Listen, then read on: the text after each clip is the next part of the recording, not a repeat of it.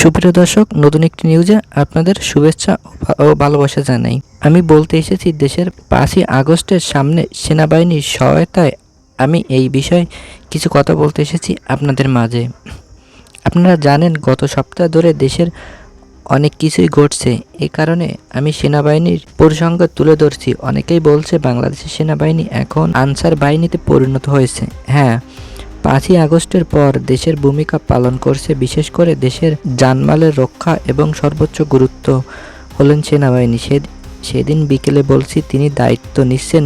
দেশে ভয়ানক অবস্থা দিয়ে পালিত হচ্ছে, মানুষ কষ্ট পাচ্ছে, ক্ষুধার জ্বালা বাড়ছে, এটাই স্বাভাবিক। তবে আমি চাই সেনাবাহিনীর উপর আস্থা রাখতে, কারণ যদি আন্দোলন, সংঘর্ষ এবং সেনাবাহিনী পাশে না থাকে তাহলে আপনি আমি মিলে কোনো সরকার পতন ঘটানোর শক্তি রাখি না। আমি শুরুতেই বলছি, দেশে 5ই আগস্টের সন্ধ্যায় পৌঁছে বিভিন্ন ধরনের পরিস্থিতি তৈরি হয়েছে। তাই আওয়ামী লীগকে নিষেধ করা হয়েছে। আওয়ামী লীগ এখন আর নেই। এর মানে আওয়ামী লীগের কার্যক্রম নিষেধ হওয়া অর্থ মানে আওয়ামী লীগের কার্যক্রম এখনও দেশ জুড়ে আওয়ামী লীগের কোনো কথাই নেই। সবাই এখন সাধারণ মানুষ। আপনি, আমি, আমরা অনেকেই আওয়ামী লীগকে সমর্থন করি না, আমিও করি না। কিন্তু যারা আওয়ামী লীগ গঠন করেছে তারা এখন সাধারণ মানুষ। বর্তমান আন্দোলন এবং সংঘর্ষে সাধারণ মানুষের সংঘর্ষ দেশ জরুরি অবস্থা জারি করছে। দলটি নিষেধ হয়েছে। এই দলটি নিষেধ করা হয়েছে 10 তারিখে। একটি কাউন্সিলর মিটিং হয় 12 তারিখে। বিজ্ঞাপন জারি করে দেশের অনেকেই দেশ ছেড়ে চলে গেছেন।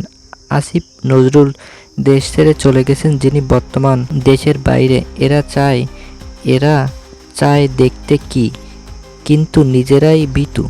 আমি কখনো কখনো কষ্ট পাই যে এই আসিফ নজরুল, যদিও সে ধরার বাইরে আসেন এবং তাদের ভিসা প্রস্তুত ছিল, আওয়ামী লীগ নিষেধ হওয়ার পরপরই তারা দেশ ছেড়ে চলে যান। এই মুহূর্তে ঢাকা বিশ্ববিদ্যালয়ের শিক্ষার্থী রাজপথে নামছে এবং জগন্নাথ বিশ্ববিদ্যালয়ের শিক্ষার্থী কয়েকদিন ধরেই রাজপথেই থাকছেন। দেশে ধীরে ধীরে 5ই আগস্টের দিকে এগিয়ে যাচ্ছে। আবারও একটি 5ই আগস্টের পরিকল্পনা চলছে। এমন অবস্থায় সেনাবাহিনী পাশে না থাকলে কিছুই হবে না। আপনি যতই রাজপথে থাকুন, প্রতিবাদ করুন, সংগ্রাম করুন, 5ই আগস্টে যদি সেই রেড বদলের পাশে সেনাবাহিনী না থাকতো তাহলে আওয়ামী লীগ সরকারকে কেউ নামাতে পারতো না।